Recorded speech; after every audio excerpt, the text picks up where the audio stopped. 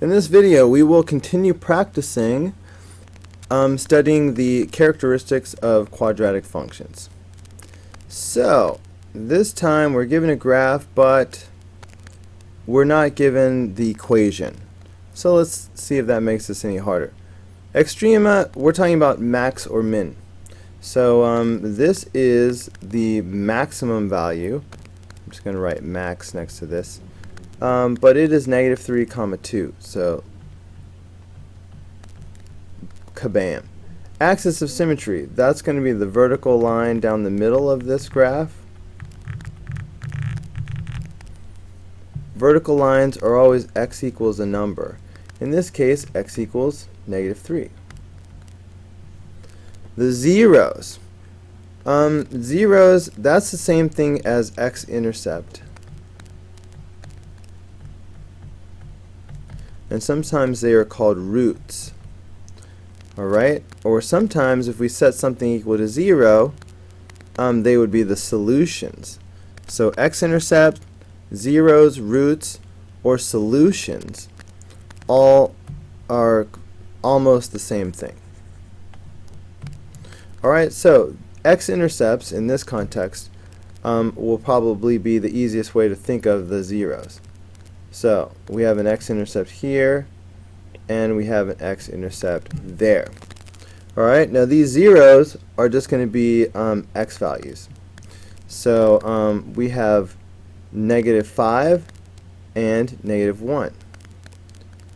So we could say x equals negative 5, and I'm going to put comma negative 1. Alright, you know what, I feel like writing them separately. So x equals negative 5, x equals negative 1. Alright, those are the zeros. Now the y-intercept is where the graph touches the y-axis.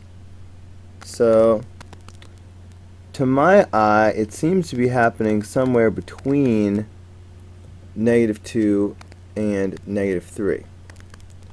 So I'm going to estimate and call this 0 comma negative 2.5. Alright, if it's not the answer, it's pretty darn close. Domain. Once again, that'll just be negative infinity to positive infinity. Okay, that was a horrible infinity. Let me try again.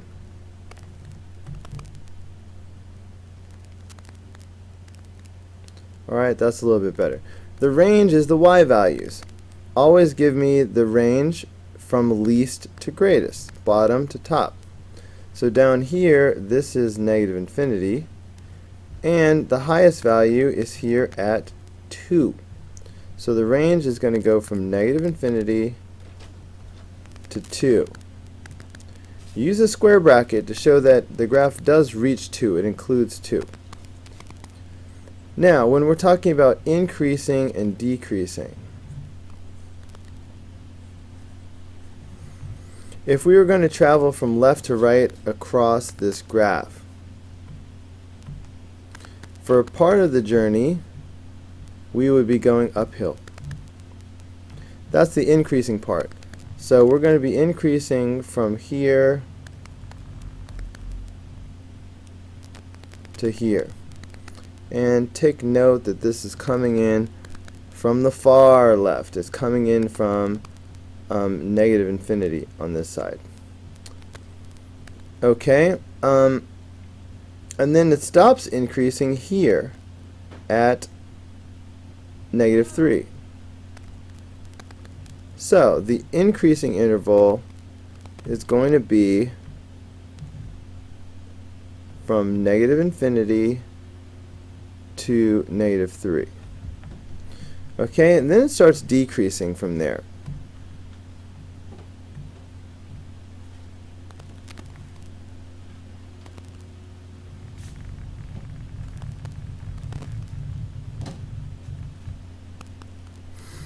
Okay, so it's still decreasing it's starting here at negative 3 once again, but it decreases forever after that. So that's going to be negative 3 to infinity. Alright, not negative infinity, positive infinity because we're doing x values now. So this goes left forever, that's why it's negative, and this side goes to the right forever, that's why it's positive. Now, for the increasing interval, is the rate of change increasing or decreasing? Okay, what did I tell you rate of change meant? Alright, remember how I said that was the slope? Well, take a look right here. At first, over here somewhere, for the increasing part, the slope is doing something like this.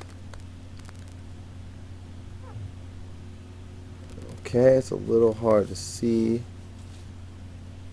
Plus I need to fix it. Alright, the slope is doing something a lot like this in this area. Let's see, I'll make it blue. Alright, so this is about what the slope is doing at first. But later, as we get closer, okay, see how that's going to just break on out of there now? So to make this just barely touch up here, I would have to angle it more like that. So from this segment to this segment, they're both increasing, but notice how the first one is steeper and then the next one is not quite as steep. And if I did it one more time and went to the vertex here, okay, just to make a point. Okay, that is not steep at all. In fact, right here it is horizontal. That is a slope of 0. So this is the steepest, this is not as steep, and this is flat.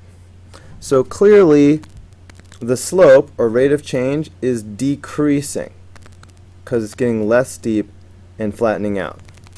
So that's how you have to think about that for option I. Alright, the rate of change is decreasing.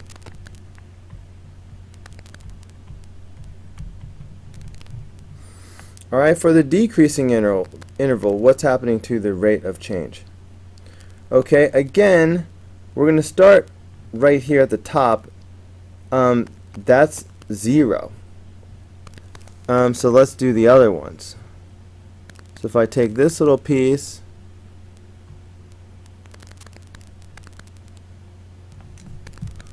alright, I'm going to move it over here. Let's see what's going on. So right about there. So we're going from 0 to this. See how this is going downhill? That means it's negative. Okay? So this might be like -1 or something like that. Now just look at those numbers for a second. If this is 0 and this has a slope of -1, okay, is this increasing or decreasing? Well, -1 is less than 0.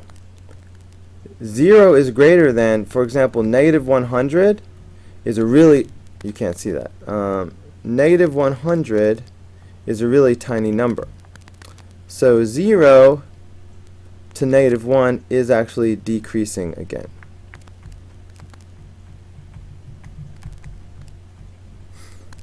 Okay, and if we kept going, it would get to be a bigger negative number, say. I mean, I said -1, I'm not counting anything, I'm just estimating. It's something negative, like -1 or -2. Either way, it's decreasing. Okay, let's see, how long is number 5? Okay, I'm going to go ahead and squeeze this one in. The quadratic function f of x has these characteristics. The vertex is at 8, -2. Alright, let's see if we can eliminate anybody. So vertex, vertex, vertex. So we need 8, -2. Well, this is -8, -2, so that's not it.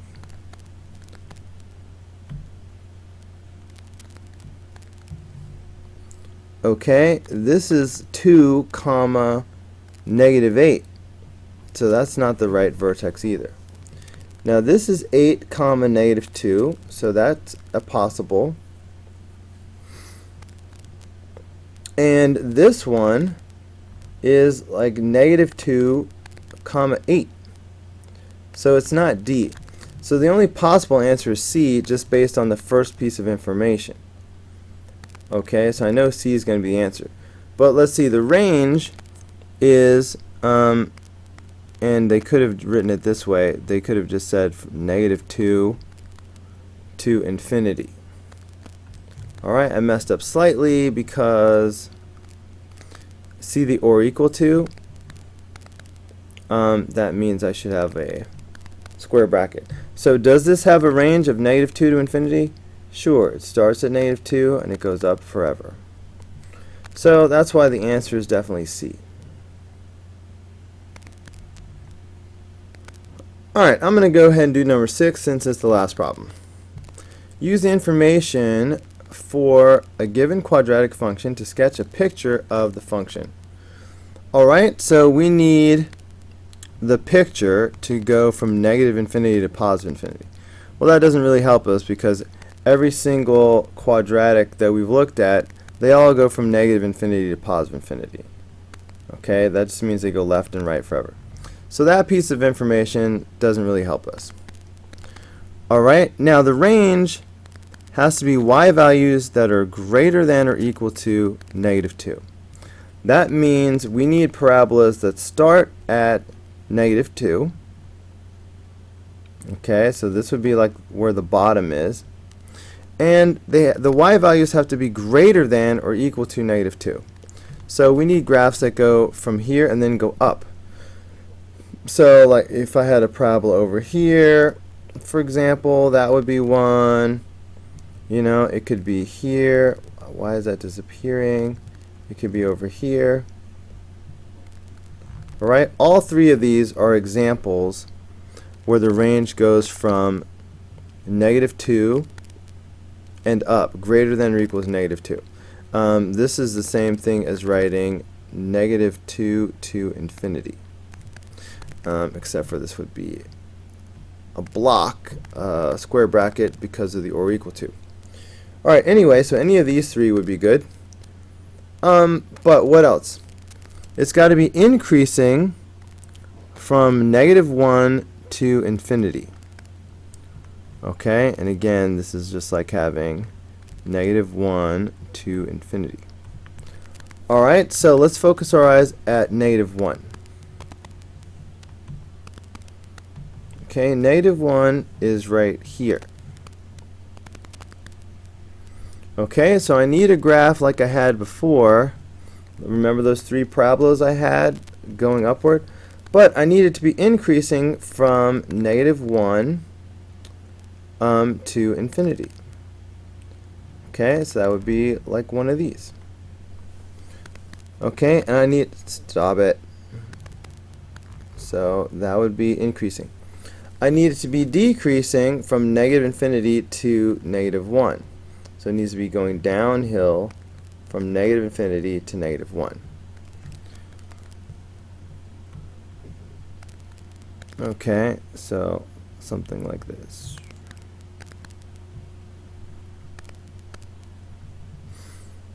Okay. Alright, there is no stretch or shrink. The A value is 1. Alright, this is a good time to use Vertex Form. It makes these types of problems really easy. First of all, remember your basic parabola was y equals x squared. That parabola had its vertex right at the origin, and then it just went up from there like this. Okay, now in vertex form, it's sort of like this. We have y equals, but then we'll have x minus some h value squared, and then plus some k value. And remember, whatever inside here, this is going to move you to the left or to the right. And this k value is going to move you up or down depending on the sign. So for example, if I had a graph that was y equals x minus 2 squared plus 1. Now this minus 2 is going to move you, but it's going to be the opposite of what you would think. It's negative 2, but that's going to move you to the right 2. This plus 1 just works like normal, so that will move you up 1. So in this form, we're moving to the right 2 and up 1, so that would be like this, okay? Right 2, up 1, and then my parabola would go. So with that in mind, we should be able to go back to our basic sketch here and write an equation for this in the vertex form. Because look at the vertex. Vertex is right here. Can you see that we are at negative 1 and then negative 2? So it's left 1 and down 2. So here's what that equation would look like. So we will have y equals, alright, it's left 1, so we're going to do x plus 1. Alright, inside of the parentheses, everything is the opposite of what you would think. If you're going left 1, you put plus 1. Alright, and that'll be squared. And then the whole thing is moved down 2. So that's going to be a minus 2 on the end. So this would be the equation that we just tried to sketch. But the benefit of writing the equation is now we can go back and be more precise than the sketch that we did at first. And I would recommend just entering this into your calculator. So x plus 1 squared minus 2. Hit your table button. Okay, open parentheses, x plus 1, close parentheses, squared, and then minus 2. Let me just double check. Alright, so let's look at some values. And I'm going to plot as many as I can. This graph goes from negative 5 to positive 5, so keep that in mind. So let me go to negative 5. Well, at negative 5 we're at 14. That's way too high. But at negative 4, the y value is 7. I think that's going to be close enough. So negative 4 comma 7. So this would be 5. So 7 would be about here. Okay? And then we have negative 3 comma 2. So at negative 3, we're at 2. And then, let's see, negative 3. And then how about negative 2? At negative 2, we're at negative 1.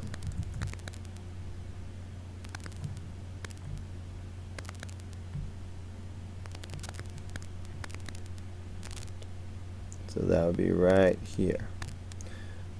And of course then we have our vertex, which should be negative 1, negative 2. And there it is.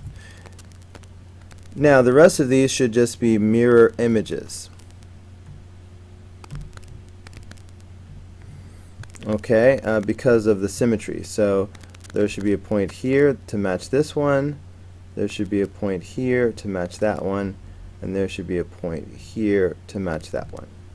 So this will give us a nice sketch of our parabola. And it's pretty precise too.